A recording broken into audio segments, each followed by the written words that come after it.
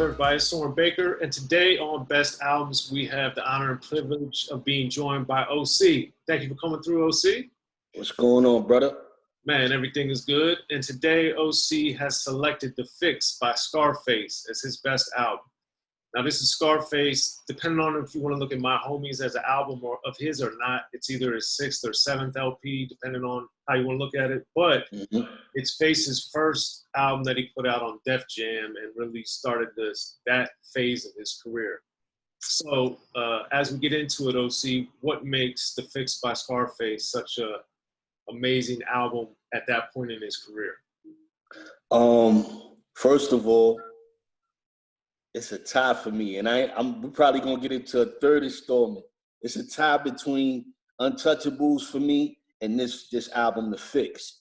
His production always went up a level higher on each album. You know what I'm saying? Like you can hear even his lyrical content. You know what I'm saying? From the Ghetto Boys as opposed to his solo records, like who knew? You know what I'm saying? So, like I said, it's a tie with me with Untouchables and The Fix, but The Fix, more discreetly, is like, yo, the production on that and you know, keep sticking to the grassroots of doing the intro to the album and, you know, stuff like that, just crazy, man. Like, well, we have the intro and then the end with Fixed, but since we're talking about production, I want to get to one of my favorite and least discussed songs on the album, since I know you love the album, which is Heaven. It's almost at the end of the album. Right. It's Kanye West, it's got Kelly Price, and it's got that beat change. Right. As it gets into it. So for you on the production side, did that record stand out because of the beat change or any other reason? Yeah, that record, that's one of the records that stood out. And in my head, it always made me look at if you match up certain producers with certain MCs. So who knew? You know, Kanye's on this record a few times, on this album a few times. So when they matched, when they got together, I already knew something magical was gonna come out of it. Then on top of that record, Kelly Price, come on, man. Yeah. Crazy. And on the second half of the album in particular, Face lyrically gets into a lot of conversations with God and the spiritual elements of things. That's obviously something that you've addressed a lot in your career. So when somebody taps into like the spiritual element of what they're going through or what's going on in the world, and obviously with George Floyd and all the chaos we got still going on in America now, what do you think that adds to a song like Heaven or to a project like The Fix? I mean, it says a lot because at the end of the day, you know, pertaining to what's going on in the world now, it's nothing new. It's been going on. You know what I'm saying? Like for years, for thousands of years, or 400 years plus. And, yo, just a lot of the things that I think artists tap into when they make music, I don't think consciously they really realize like they're like not prophets, so to speak, but you know, it goes back to what KRS said. You got to be careful on what you say because it can come to light. And I don't think we, you know, us as artists think about that when we making music. Sometimes you be ahead of the curve, sometimes you be behind the curve, but you always on point. And for me, man, like a lot of the stuff that he covered on The Fix, you know, I guess it was his own demons and his own ghosts. But a lot of, you know, it's 9.8 point something billion people on the planet. Like a lot of people go through stuff, man. Like he ain't the only one. You and I ain't the only one. So it's something that's very relatable. Right. Well, let's take it back then toward the top of the album, because another one of my favorites is the Safe record. Right after the intro. Yeah, so you're already smiling. So I got a lot to say about this song, but what makes you smile so much about this one?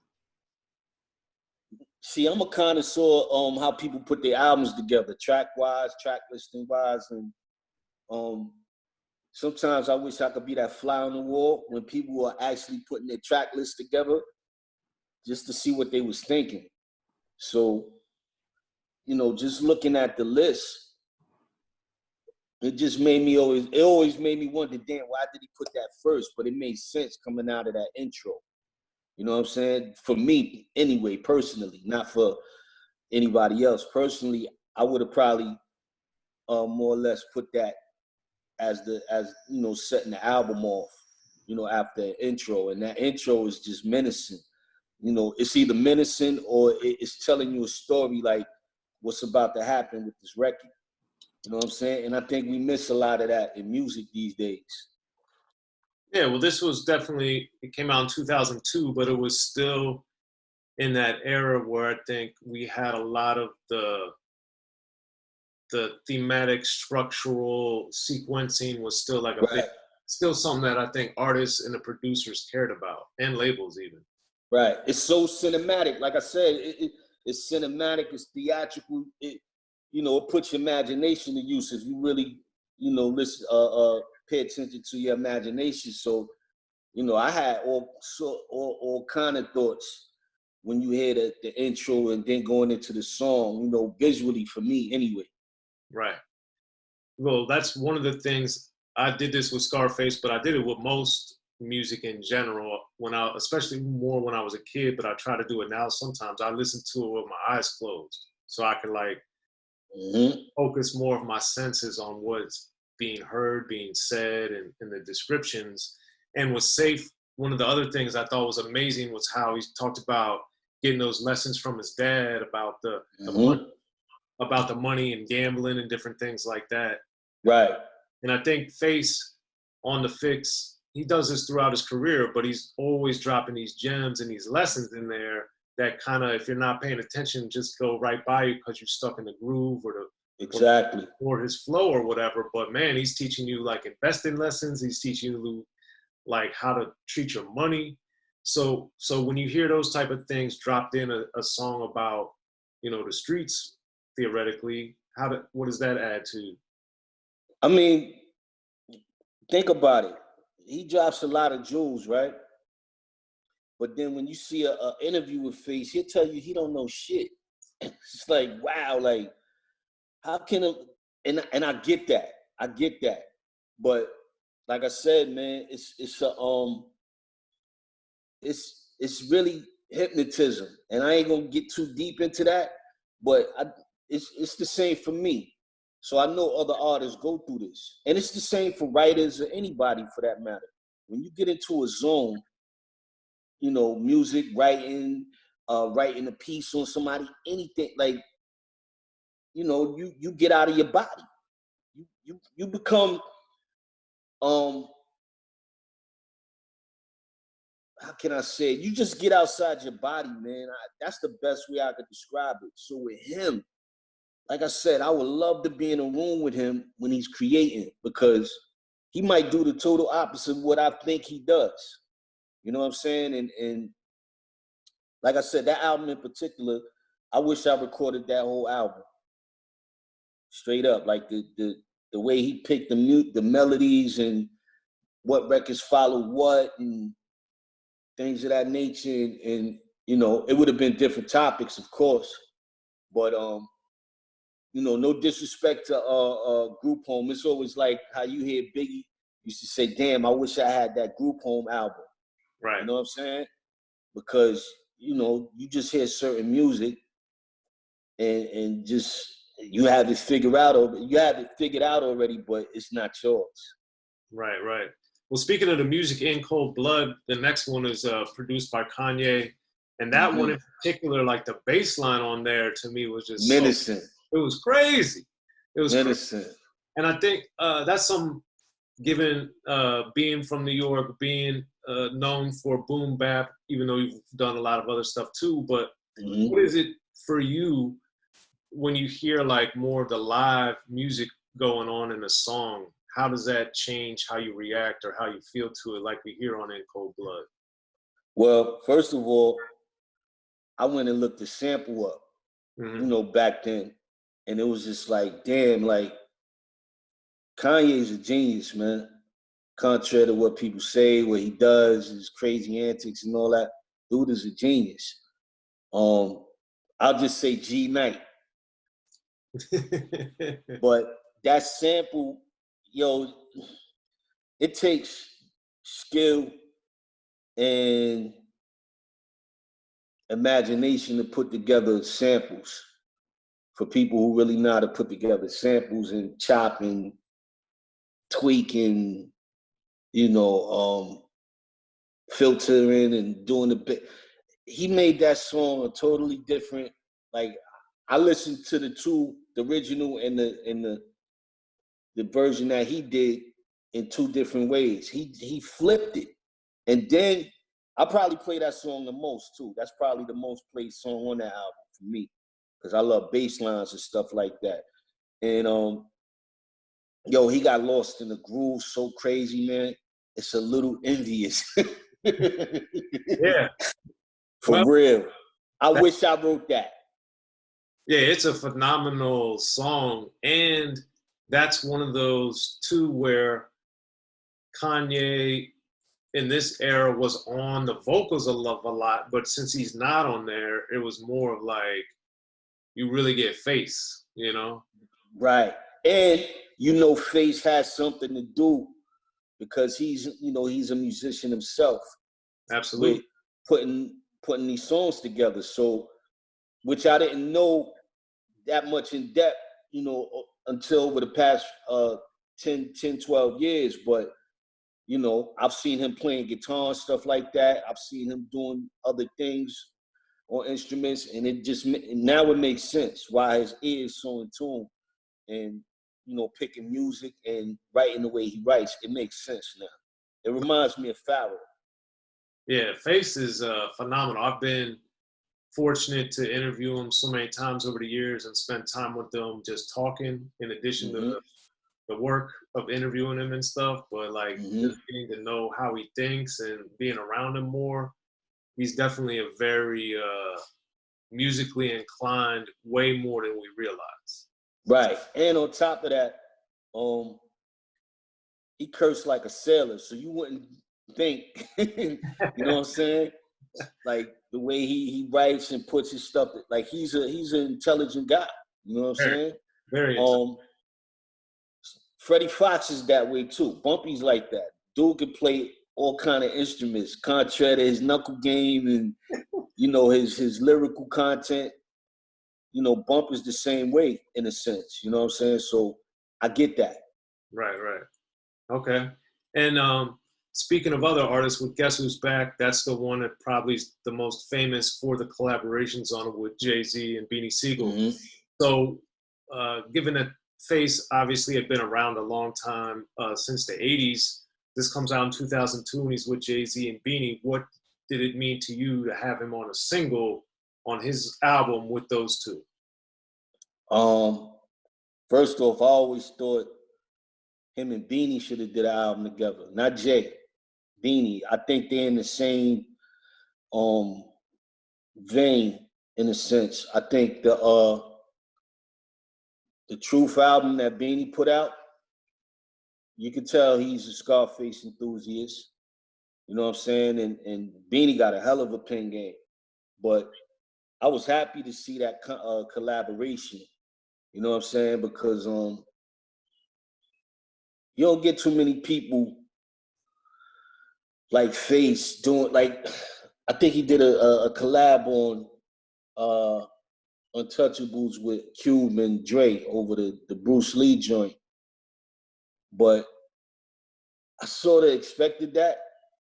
Okay. Because he got a big following on the West Coast. Absolutely. But I don't think he expected people to gravitate towards what he does on the East Coast, though. Yo, he got a super following on the East Coast. Yeah, I don't know if he understands that. Face is worldwide, man. He's worldwide. He is worldwide, but yo, a lot of us look up to him from New York, like from day one. And I didn't see it at first. Like I said, it was Ghetto Boys. So I know he had an ill voice, but I didn't know solo wise like he would turn into this phenom. Like he's a phenom as a solo artist. Right. You know what I'm saying? And I expected that with Cube and Jay. I didn't expect that with Beanie and Jay, and it just matched. It worked. You know what I'm saying? It more than worked. I don't think the record would have been complete without that. Yeah. Plus, I think even though Face in reality, or at least on a bigger scale, was out before Jay, I think it gave Face a certain level, like you're saying in New York, a certain layer of credibility that maybe he didn't have before. That, you know, he had that stamp in a major way, whereas before it was kind of like people talked about it, but it wasn't in your face. And now he's got, you know, them on the song, and then Beanie, Right. Beanie, of course, at the time was very revered and respected and you know, a rising star, I guess you would say, still. Well, think about it. Jay wouldn't do too many records with everybody, so Right. you know he's on a record with his protege and somebody that you know is not to be messed with, but it matched. You know what I'm saying? Like it just made a match for me. And like I said, I don't think the album. Well, who am I to say? But I don't think the album would be the same without it. Right. It balances it out. You know what I'm saying? With all the other features on there as well. Yeah. And I also liked he didn't have a lot of rap features. Most of the features are the singing variety. He stuck to his soulful southern roots. Like, you know, I ain't gonna blow it up yet, but go ahead. Yeah. Because it's a record on there to this day that got me stuck.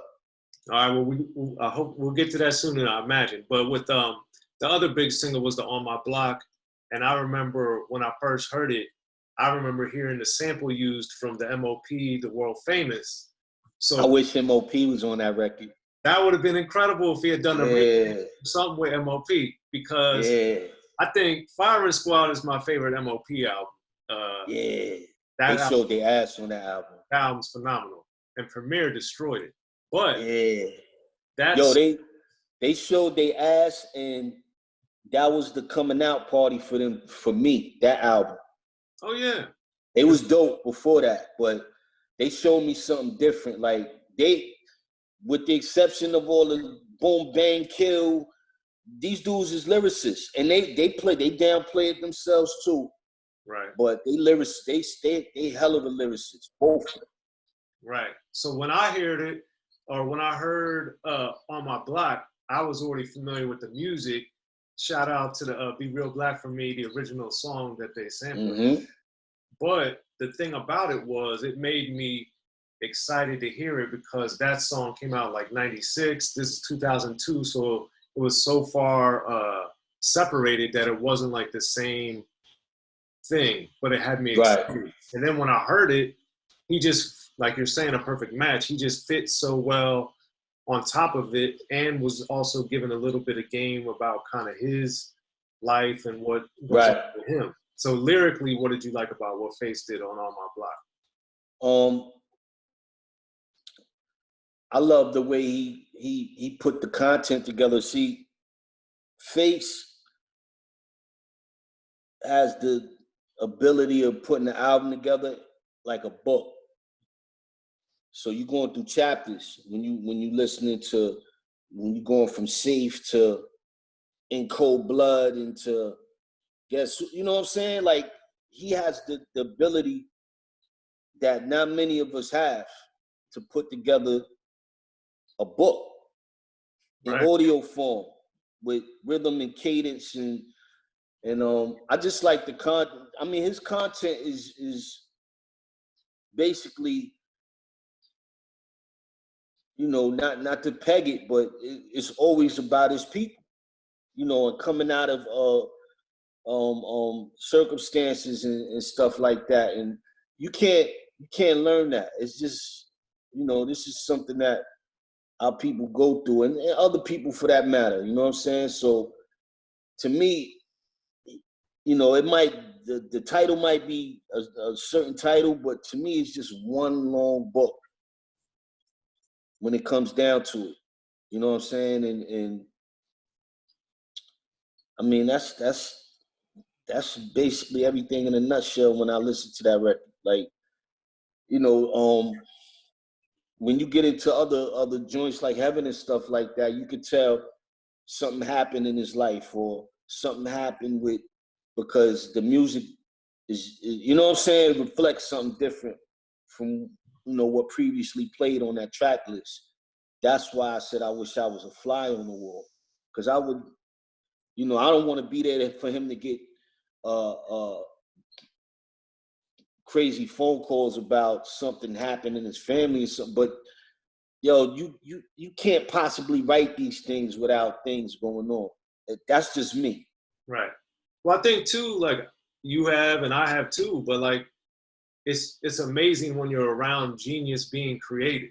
And like I've been around it a lot, thankfully, in my career, and I know you have too, from doing it yourself to being around the crew that you're affiliated with and the people that you work with. So it's like it is something special when you're in the studio and you get to see like the words being written or the words being rapped or the song being sung. You know, it's phenomenal. And I think on my block too, the other thing is toward the end, how he says, I got love for the boys and the girls. Like he's showing like that other element, because a lot of what Face is known for is the dark and the contemplative and heavy stuff, but he's also showing you on my block, there is this love and this admiration that he has, you know, for boys and for girls, for kids. And I think that's important. And I think a lesser discussed thing that Face does, you know? And I think on top of that, on my block, you know, correlates to all neighborhoods around the globe. Like it's not, he ain't saying particularly, he's talking about his neighborhood, but he's talking about all the neighborhoods too. You know what I'm saying? Like, and like I said, it's hard to do that as easy as it sounds when artists do it, but it's hard to do that if you're not skilled enough to do it. And you know, it's a chosen few that have that gift. Nas has that gift. He has that gift. You know, Hove has that gift as well. But M.O.P have that gift. Like, you know, throughout their albums, you hear about Brownsville all day, every day. Like, they describe Brownsville to a T. Like, if you don't understand what goes on in Brownsville from their albums, then I guess be a fool and go out to Brownsville and actually see what goes on. You know what I'm saying? But you're getting the first hand from these guys. And same thing with Face. Like, on my block, like that's why everybody loved that record too. Like I said, it's a worldwide record. Right. And since the production is so good, one of the records that I think is one of my favorites sonically is "To Keep Me Down," because of that, like that banjo or whatever that is going on. Like that really, and that's a Knots beat, and that one really, it fits well, but it also threw me off when I first was hearing the album because it was so, I guess, sonically unusual to me, at least.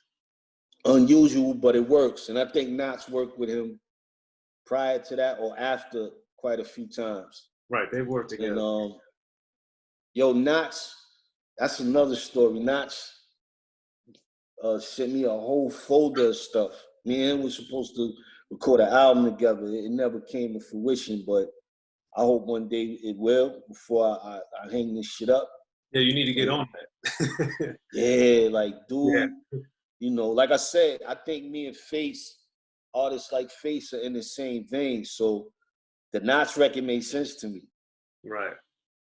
That quirky shit makes sense to me. Yeah. And I think too, it's like how he was talking about the haters and people trying to keep you down, because that is something, again, that's a universal theme. Like even the most wealthy, powerful person thinks that everybody's after them, even if nobody is. You know, that's a human thing of being on edge. And Face on this record and throughout his career, I think taps into that so powerfully. You know, it's just incredible to hear it time and time again how he keeps redoing it. You know. Right. And the tones on the chorus and stuff like that. You know, he's doing these different tones. He reminds you of the Diary in a sense where he got on that dark jacket with the hat, like the way he's saying the chorus on there reminds you of his prior work. You know what I'm saying? Like, this is me though. I don't know how people think, but the one that stands out to me the most about that is the "What Can I Do?" That made me think of the "Never Seen a Man Die," "Never Seen a Man Cry Till I Seen a Man Die." That one to me, I was like, "Yo, Face is taking it back." Right. To me, he does continuation records too. Right. And people don't catch that. That's why I said, yo, it's a chosen few who are geniuses in this. They don't worry. They don't care about selling records. They just going in the lab and they rocking out and they in the zone. And he does that a lot. If you listen to a lot of his albums, like he continues, it might not be the same record title or whatever, but you know, that joint in particular too is a continuation. You know what I'm saying? For me anyway. Right. And then as we move on with the In Between Us with Nas, we have two of the supreme lyrical masters. So when you heard them together on that record, what was that like for you? I always wondered, was that T-Boz on the chorus? Okay. Mass confusion. It sounds like her, but I know Face has a bevy of artists and singers that be around him too. And yo, the way Nas sets it off, he smashed that record. I ain't even gonna front. He did. Circumstances a lot, like, you know, I know how they did it in the studio, you know, with the drops and all that, but for people who not into studio stuff and what they do in the studio, that basically, you know, they set the drop up to make it seem like Nas came in right on time, but you have to do that in the studio to get it right like that. But they both caught a body, but Nas caught a body on that record. Absolutely. Face caught a body, but just Nas's intro, his first few lines, you know, he could have carried, either one of them could have carried that record by themselves. That's where I look at it. But what always stuck out in my head was that T-Boz and he couldn't get her cleared on the record. Because remember, they was going through the whole thing with LaFace Records or Pebbles or whatever. Right. And that sounds like T-Boz to me. Yeah, I can see that. Now, as we head toward the end of the album, starting with the Someday with Faith, this is where I think he totally gets into the spiritual realm on a super deep level. And that's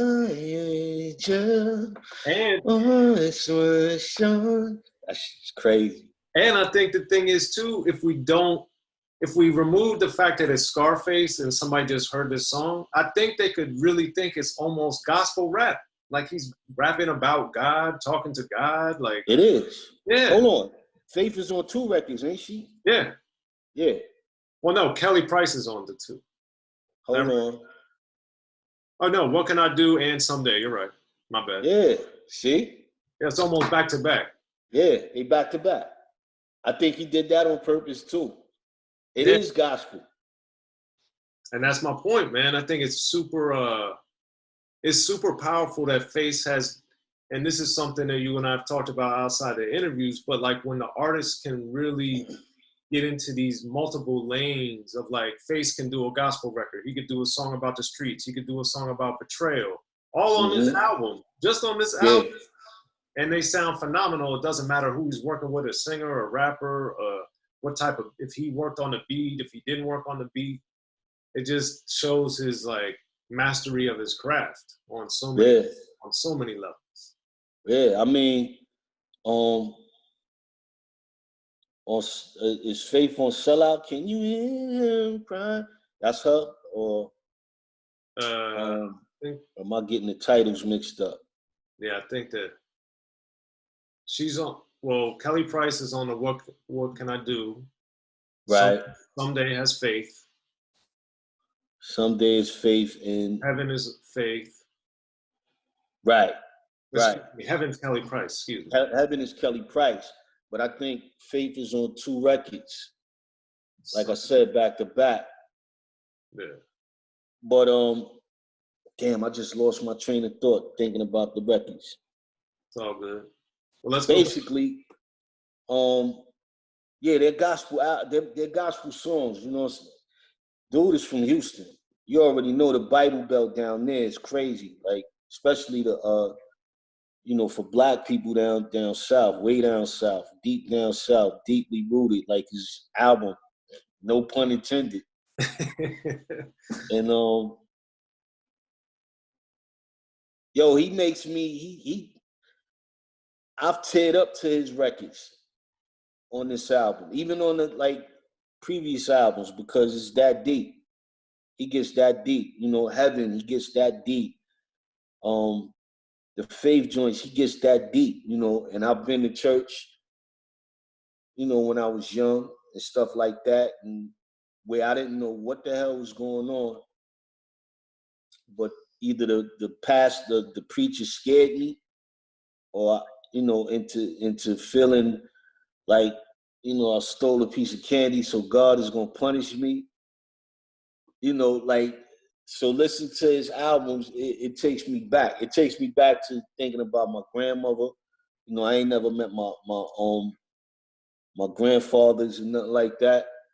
So I only had one grandparent. It takes me into different emotions when I listen to this album, especially those few records right there, the Kelly Price joints and the Faith joints. Like, it took me somewhere else. Right. Yeah. And it was interesting to me because in the middle of that, he has the Sellout record, which is sonically, I think, the most West Coasting sounding, even though it's done by T-Mix. Shout out to T-Mix for all the great work he did over the years, especially with a Suave House, of course. But that one is talking about selling out and how that's the wrong thing to do, and how that ripple effects throughout everything. So why do you think this song hits so hard? Because we have to be reminded every day about things like that. And I was just talking about this with wifey, I think yesterday. Like, I wouldn't be happy if I had, and it's gonna sound crazy. I mean, I know you can do anything, almost anything you want if you got all these millions, but comfortability for me is cool. Does that make sense? Like, I don't need hundreds of millions of dollars to feel satisfied, gratified. Sometimes that shit turns you into a monster. You know what I'm saying? For the most part, you know, some can handle it, some can't. Some have an extreme way of dealing with it. Some people don't, and some people will do anything for it. Right. And I think we have to remind each other every day, because any one of us could get cursed with it. Like, shit, you hit the lotto for 400 something million, it's gonna change you. It's gonna change you. Now, is it gonna turn you into a monster? Who knows? But you know, some people would do anything for that position, and that goes with a lot of things, man. For me, you know, you don't need money to sell out, but a lot of people do it, and some people have to be reminded over and over and over again. Yeah, it's a powerful theme that he addresses throughout his career, and he does another great job of it here. And I think, you know, as we get toward the end of the album with the Heaven and I Ain't the One and the outro, I think Fixed, the outro, I think it's very impressive that Face is able to address some of the same topics, but do it in different ways and keep reinventing and re-showing you the same story in a different way. And I think that he's clearly, you know, an elite artist that's able to keep doing that, as we said with this most recent official album, The Deeply Rooted. Mm-hmm. He just does it again and again and again, and just is like making you think, like, this dude, he just keeps coming, man. Keeps coming. Right. But I told you, it's never nothing for me to write about. As long as we all breathing everyday life, like some things have to be drilled into our head, and some things, you know, you just don't learn. But, you know, me and Mars talk about that all the time too. Sometimes we talk about the same things over and over, but you have a different approach to it. You know what I'm saying? I'm sure if you tell a kid, if you put your hand over that fire, you're gonna get burned. And 99.9% of them will listen, but you always got that 1% that, let me just, you know, or put their hand on a piece of charcoal or something. And it's just like, you know the outcome, so why did you do it? Right. You know what I'm saying? And people don't get that. We need to be taught those lessons the hard way, you know? It's no such thing as I learned and now I'm gonna move on to the next topic. Nah, like sometimes we just never learn. That goes for all of us. Like some things, you know you're supposed to balance your checkbook, whatever. But you know if you don't, you're gonna mess up along the line somewhere and bounce a check. But if you keep doing it and doing it, eventually, hopefully you get it right. But that's not how life works, man. That's not reality. Right. You know what I'm saying? People, people, everything that Face is talking about on that album is going on right now. And that's one of the many reasons why it's a timeless project and definitely phenomenal. So now, looking back, beyond the timeliness of it, why do you think The Fix by Scarface is one of the best albums? I don't know. I really don't. For me, it was something. For me being a personal favorite, personally, I would have picked most of that music on there. And if he wanted to give me those topics to write about, I would have wrote about those topics. But I know that's not what it would have been. But I don't know, man. It's just the vibe, sonically, the mixture of Kanye, the singers, not too many features. I don't know. It's a perfect record to me. It's a perfect record. Made is a perfect record. Like, dude is a genius. He just don't fess up to it. He won't fess up. That's why you gotta love Face. He'll switch the whole conversation from him to somebody else. Oh, that was cold. And I watch all his interviews. Dude never takes credit for what he does. And that's why he's a genius. And that's why this album is genius. And shit, all his albums is genius. Yeah, man. Well, Slink Johnson and I did Mr. Scarface is Back. And then Tech Nine and I did Deeply Rooted. And then Scarface and I did Tribe Called Quest, People Instinctive Travels in the Past. That bugged me out when I watched y'all. And I was like, yo, huh? Yeah, he's incredible, man. He's incredible. Yeah, man. I thought he would pick Midnight Marauders or Low End Theory or something just because of the bass line. Dude said People's Instinctive Travels. Yeah, man. He's a I was like, yo. He's a good man. Face. All right. That threw me off.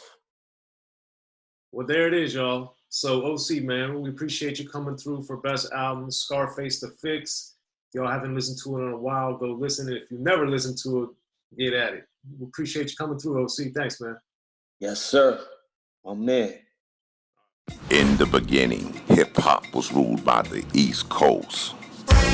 Then the West Coast rose to prominence, thanks to gangster rap. Straight out of Compton, crazy motherfucker named Ice Cube. Hip-hop changed the world.